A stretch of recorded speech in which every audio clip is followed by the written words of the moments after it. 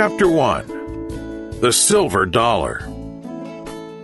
Once upon a time, there was an enterprising little boy with dark, wavy hair named Louis Lennox Laird, but everyone just called him Little Louis. Everybody liked Little Louis. He was a pleasant and enterprising little boy who liked to figure out how things worked. He liked to build things, too. He liked to be happy, and even when he wasn't happy, he thought of good things so that it wouldn't be long before he felt better. Little Louis lived years ago in a quiet neighborhood in a small town. He lived with his daddy, mama, and little sister, Lindsay. He did his chores at home. He looked after his sister sometimes. He liked to play football in the field down the road with children who lived nearby. He went to school during the week when school was in session, and he went to church on Sunday mornings. He tinkered with his inventions in the garage. He went on walks and hiked in the woods with his dog Ginger. It was a time when most people in our country lived on farms or small towns. It was before microwave ovens and cell phones. No one had television sets. They listened to the radio. They visited on the front porch together to catch up on the news. It was way back before video games and Nike tennis shoes, when most families ate breakfast and supper together every day. People only went out to eat on special occasions. Money was mostly saved, not spent. One summer day, little Louis was walking down the street with his dog Ginger. He loved Ginger. He took her with him everywhere. She was his best buddy. While they were walking, he saw something shiny on the sidewalk. He stopped to see what it was. You can imagine how surprised he was to pick it up and find that it was a shiny silver dollar. Little Louis polished that silver dollar up with his shirt tail, and then he put it in his pocket. He looked around on the ground for more, but that one coin was the only one. He wondered where it had come from. Could it have fallen off a big armored truck? Maybe the man who owned the bank had dropped it as he walked to work that morning. Did it fall from a lady's purse? Little Louis would never know just where this new shiny silver dollar had come from, or how it dropped into the crack in the sidewalk. He just knew that when he left the house that morning, he didn't have any money in his pocket, and now he had a whole dollar. Little Louis and Ginger continued on down the street. He had his shiny new dollar in his pocket as he kicked at some sticks on the sidewalk. He stopped in to see Mr. Acker at the hardware store. After asking how he was doing, little Louis asked Mr. Acker if he needed any odd jobs done. It just so happened that there was a stack of boxes in the back room that needed to go into the incinerator.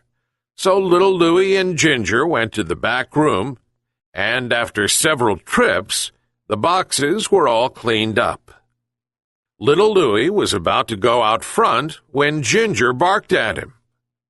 Little Louis said, "Oh yeah, Ginger, I almost forgot. I always sweep Mr. Acker's floor for him." "Thanks, girl." So just because he was a good boy, little Louis found the broom and swept the floor of the back room for Mr. Acker. It only took a few extra minutes. When he was all done, he found Mr. Acker and told him he was finished. Mr. Acker checked little Louis's work and once again was pleased with the good job he had done. He gave little Louis 25 cents for his work and told him to stop by again to see him sometime. Little Louis put the quarter in his pocket and said, "Thank you very much, Mr. Acker." Then he and Ginger headed out the door and down the street. As they passed Mr. Jones's grocery store, little Louie and Ginger were getting hungry. Now he had a silver dollar and a quarter in his pocket. Little Louie thought that he could stop at Mr. Jones's store and get some cheese that he liked, and he could buy some potato chips too. But then he remembered that he had a peanut butter and jelly sandwich in his pocket. He could eat the sandwich and save his money. Little Louie stopped at the playground in the schoolyard and sat on the bottom of the slide, and Ginger sat close by. As he shared his sandwich with her, he noticed how the sun glimmered as it shone through the trees. They both watched the birds and the squirrels. Little Louie enjoyed telling Ginger, "Squirrel, squirrel, Ginger, squirrel," and watching her chase after them. She didn't really want to catch one. She just liked the chase. After lunch, little Louie thought he might like to go down to the lake to see how many flat rocks he could skip across the water. As they walked, he told Ginger all the things that were on his mind that day. Ginger was a really good listener. One thing he talked about was the fact that he had been thinking about getting a wagon. He already had it pictured exactly what it would look like. It would be a red one with nice big tires. He thought of all the things he could do with a wagon. He could take his sister Lindsay and the neighbor's little boy Benny for rides. He could use it to put sticks in when he cleaned up the yard. He could use it to take boxes to the incinerator for Mr. Acker. Yes, he decided, he really could use a wagon. Chapter 2. Surprise at the River. Little Louie stopped several times along the way to pick up stones that he thought would be good ones to skim across the water. Ginger stopped several times to investigate something in the bushes. Neither one minded waiting on the other one at all. It was summer vacation, and little Louie didn't have to go to school. He was just glad to get to spend the day exploring. As they came to the edge of the river, little Louie stopped and looked at the stones that he had collected. He chose just the right one. He put the others in his pocket. He took the flat stone and laid it between his thumb and his first finger, with his other fingers curled up like a fist under the rock. He looked out over the water, drew his arm back, and slung the rock. That small flat rock gently walked across the top of the water. It skimmed the top of the water 3 times. Whew! That was fun! Even Ginger had fun barking every time little Louie skipped a stone on the water. Little Louie skipped rocks on the water for quite a while, until he couldn't find any more good rocks to throw. He and Ginger sat down on the bank and played with roly-polies. It was amazing how they would stretch out, and then he could see their little roly-poly legs, all 14 of them, on just one roly-poly. Then they would roll back up into a ball and roll around. Then they would roll back up into a ball and roll around. While little Louie was learning all about roly-polies, there was something else going on about 30 feet away. The noise was getting a little bit louder. Ginger perked her ears up and slowly walked toward the noise. Little Louie heard the noise too. Little Louie got up and walked behind Ginger through the brush. She stopped and began to bark. He saw that there was a big hole in the ground, and in the bottom of the hole was a litter of brown and white puppies. It looked like there were 5 of them. They looked scared and hungry. The hole was about the size of a schoolteacher's desk, not very deep for Louie, but pretty deep for puppies. Little Louie sat down on the side of the hole and looked down in there. All he could see was dirt and puppies. No snakes or lizards, just puppies and some kind of box that they were in. So he jumped down into the hole and picked up the box with the puppies in it. He said, "Hey, look, Ginger, 5 pretty little puppies." After he got the box lifted out of the hole and put on the ground, little Louis saw that there were 4 wheels attached to the bottom of the box. It wasn't exactly a wagon. It didn't have a wagon tongue, but it did have wheels, and that would make it easier to take the puppies home. What a struggle it was to get the box up the side of the bank and to the sidewalk. But little Louis was a smart and persevering boy. Once he got them to the sidewalk, he just leaned over and pushed the box full of dirty, lively puppies along down the sidewalk, with Ginger looking from puppy to puppy and trotting along beside him. Chapter 3. Life with Puppies. When he got home, little Louis fed the puppies some milk and bread. He left the box with wheels on it outside. He found a clean box for the puppies and put an old blanket in it. After a good supper, the puppies went right to sleep, and Ginger slept that night on the floor next to the box of puppies. The next morning, when little Louis woke up, the first thing he thought of was the puppies.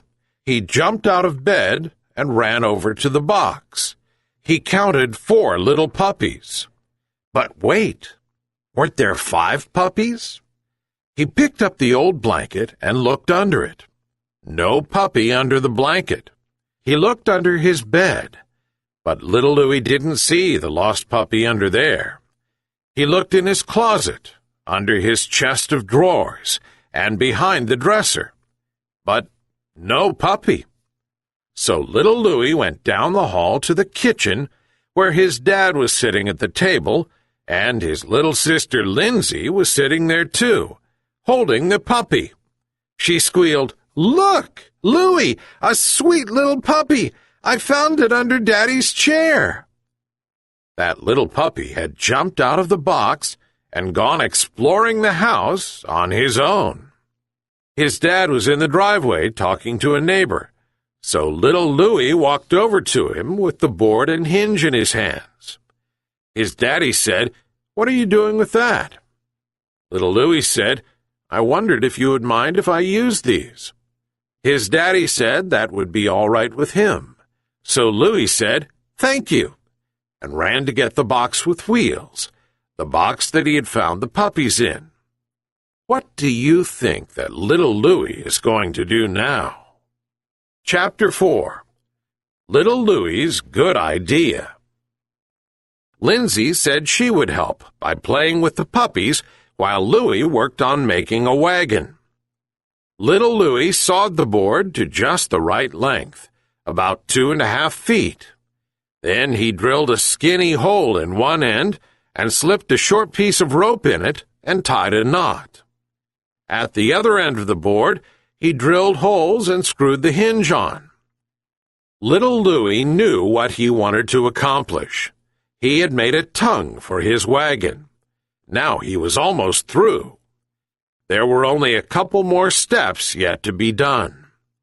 The next day, after little Louis's box with the wheels was nice and dry, he screwed the hinge of the tongue that he had made onto the box with wheels.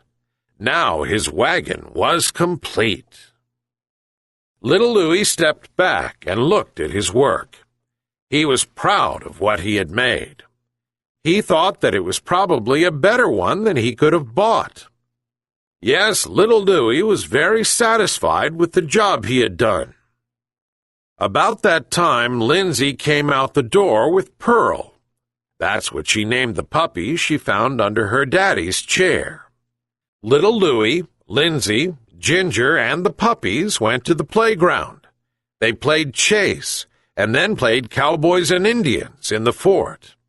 It would take hard work, cooperation, and perseverance.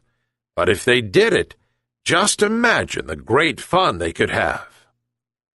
As they rounded the street corner, Benny, the neighbor's little boy, came running down the sidewalk. He wanted a ride in little Louie's wagon. So Louie let Benny climb in and hold the puppies as he pulled them down the street. It made little Louie so glad that he had made something fun to share.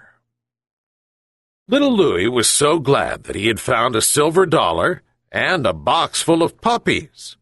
He was also glad he could do odd jobs for Mr. Acker. He probably would not find another silver dollar on the sidewalk again, but he did know how to work and to earn and to save.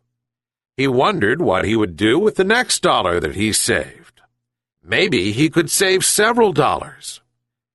He had seen an article in a magazine that told about a new machine called a jetpack. It was an engine that a man could strap onto his back, and it would lift him up into the air so that he could fly. He wondered if he could build one of those. He was a persevering boy, and he had built his wagon. Little Louie thought he would have to study about the jetpack quite a bit. If he could build a jetpack, where would he want it to take him? What would he do once he got there? Little Louie didn't know, but he was sure that if he worked and saved and thought about how to figure it out, that he could do just about anything.